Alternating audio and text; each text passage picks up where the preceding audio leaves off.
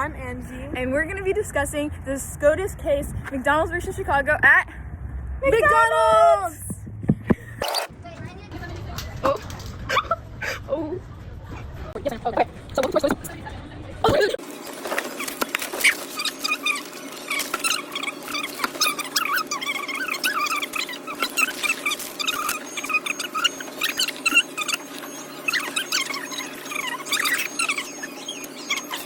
Okay, so back to our presentation. We're going to be talking about SCOTUS case, and the SCOTUS case we're talking about is McDonald's versus Chicago. Which is why we're in McDonald's. So, Angie, I have a question. Okay, just ask me the question. Okay.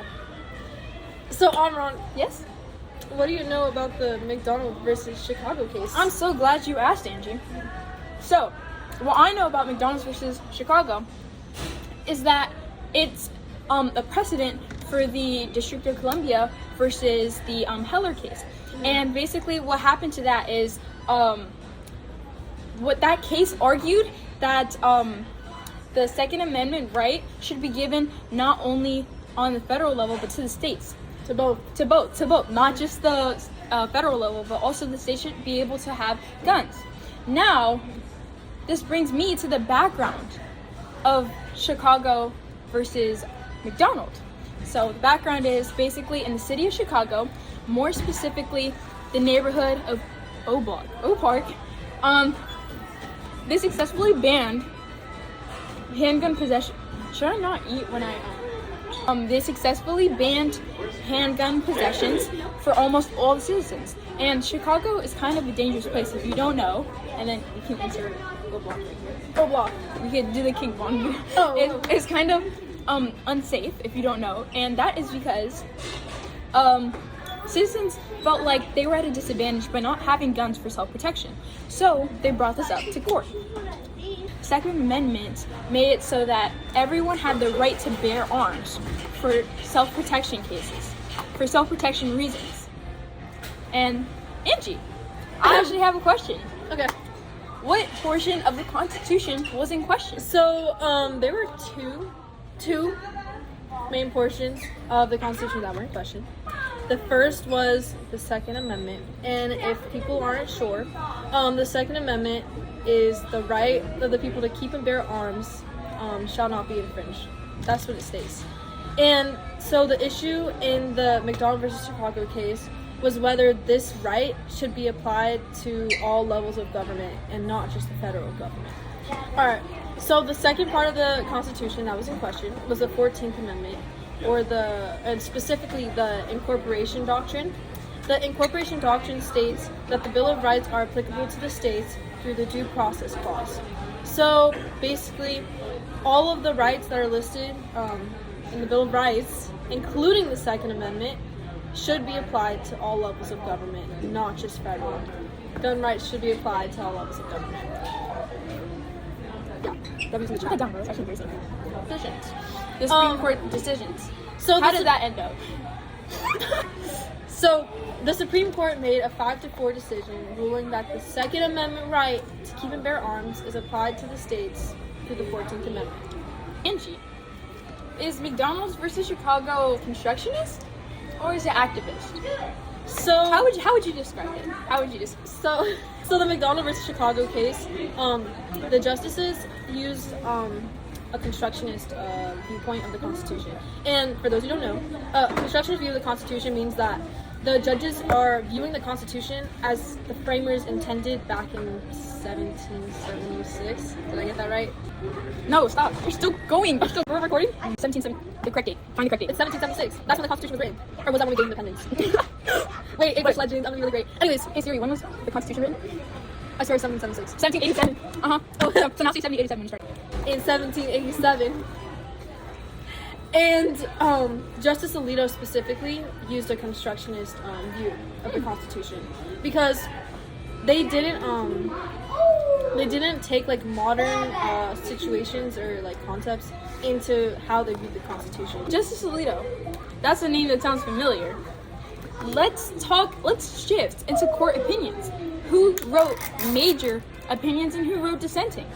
Now, I know majority opinion, and the person who made majority opinion is the same justice that's claimed it was a constructionist, it was constructionist that wrote the majority opinion, and he also claimed that the case was the court reasoned alongside him that it was the fundamental right of the American citizens to be able to hold or to be able to bear a weapon for self-defense purposes.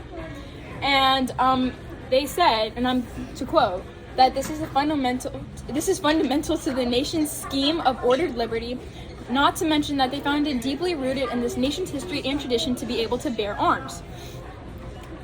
Justice Alito deemed it crucial that these rights are appropriately applied to the states, having been federal amendments. So, wait, now Angie, I know majority. Do you know dissenting? I do know dissenting. I do. Okay. There were 2 dissenting opinions. One of them was written by John Paul Stevens, and the second was written by Justice Stephen G. Breyer. And Stephen argued that they should have reverted to the narrower 19th century understanding of the Constitution and argued against the principle of incorporation. Hey Angie, I was wondering, what about future decisions? Okay, well, this case... Oh, as you asked, Conron. The McDonald versus Chicago case did play a really big role. No one did. Yes, it did. Why are you saying it's... The McDonald versus Chicago case laid a foundation for further examination on the scope of the Second Amendment. So, for example, in a case called Saitano versus Massachusetts, the courts reviewed the applicability of the Second Amendment to state. It plays a big role in any case afterwards that had anything to do with gun rights, Second Amendment, and it being applied on the state level. So why is this case significant? Angie, ask me that. Yeah, why does this case even matter? Good question, Angie. This case matters because the McDonald versus Chicago case incorporated the Second Amendment right to bear arms to the states, meaning that this right was spread out to the states on, the rule was on a federal level, and it was distributed to all the states. So now all the states, regardless where you are, if you're District of Columbia, it's not a state, but if you're District of Columbia or Chicago, you still get to bear arms, and you still get to be kept safe from the neighborhood that you live next to. And then O block. block. Exactly. And that concludes our SCOTUS case, our SCOTUS analysis, McDonald's versus Chicago at McDonald's. Bye. Say bye.